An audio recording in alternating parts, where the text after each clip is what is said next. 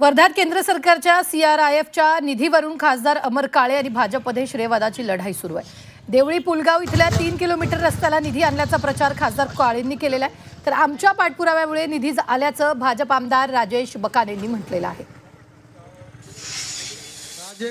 गडकरी साहेबांनी या ठिकाणी 40 करोड रुपयाचा निधी विटाळ्या पुलासाठी दिला आणि 7 करोड रुपयाचा निधी हा येवनीच्या समोर भुगाव स्टील प्लांटकडे जाण्यासाठी जो रस्ता आहे त्यासाठी दिला।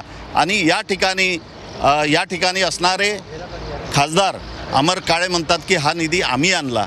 आता मला असं वाटते की हे धंदे त्यांनी करू नये, कारण केंद्रामध्ये भारतीय जनता पार्टीचं सरकार आहे, राज्यामध्ये भारतीय जनता पार्टीचं सरकार आहे आणि मी भारतीय जनता पार्टीचा आमदार असल्यामुळे यांचा रोल या ठिकाणी कुठेही नाही। आम्ही पत्र दिलं, आम्ही फॉलोअप केला, जनतेने मागणी केली आणि गडकरी साहेबांनी शब्द दिल्यामुळे या ठिकाणी 40 करोड रुपयाचा निधीचं पत्र अलॉट झालं।